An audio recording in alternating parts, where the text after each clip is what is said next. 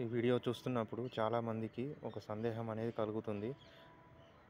Train tracks ఎందుకు భూమి మీద కాకుండా కంకర మీద వేస్తూ ఉంటారు?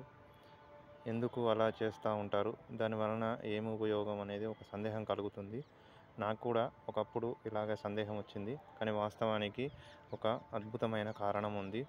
రైల్వే ట్రాక్స్ భూమి మీద కాకుండా ఈ కంకర మీద వేయడానికి, అలాగే ఈ సిమెంట్ బ్రిక్స్ ఉపయోగించి వేయడానికి ఒక ముఖ్యమైన కారణము ట్రైను బరువు వలన ట్రాక్ పైన రైలు ప్రయాణం చేస్తున్నప్పుడు ఆ బరువుకు ట్రాక్ కుంగిపోకుండా ఉండడానికి, ట్రైన్ కిందికి బరువుతో నెడుతున్నప్పుడు ఆ ట్రాక్ పైకి లేవడానికి అనేది కంకర అనేది ఉపయోగపడుతుంది.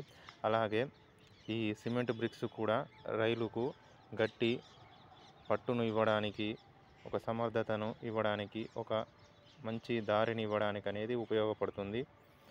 ఇదే కంకర మీద కాకుండా మనము ఈ సిమెంటు బ్రిక్స్ను భూమి మీద వేస్తే కొన్ని రోజుల తర్వాత వర్షానికి భూమి తడి వలన పచ్చిగా అయి ఆ సిమెంటు బ్రిక్స్ అనేవి భూమిలోకి నెట్టబడి, రైలు బండి యొక్క బరువుకు భూమిలోకి నెట్టబడి ట్రాక్ అనేది కొన్ని రోజుల తర్వాత భూమిలోకి వెళ్ళిపోతుంది.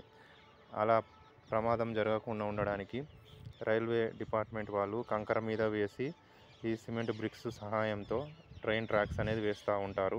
ఇలా వేయడం వలన ఒకవేళ ట్రాకు కంకర కిందికి దిగిపోయినా కూడా మళ్ళీ మిషన్ సహాయంతో ఆ ట్రాక్ను పైకి నెట్టి కింద సిమెంట్ బ్రిక్స్ కింద కంకరను వేసి మళ్ళీ మామూలు స్థాయికి తీసుకొని రావడానికి అనుకూలంగా ఉంటుంది. కానీ భూమి మీద వేస్తే ఆ ప్రయోజనం అనేది ఉండదు.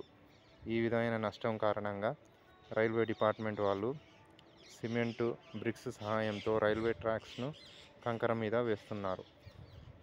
ఈ వీడియో కనుక మీకు నచ్చినట్లయితే షేర్ చేసి, లైక్ చేసి, సబ్స్క్రైబ్ చేసి మీ విలువైన సమాచారాన్ని నాకు కామెంట్ల రూపంలో తెలియజేయండి. వీడియో చూసిన ప్రేక్షకులకు ధన్యవాదములు.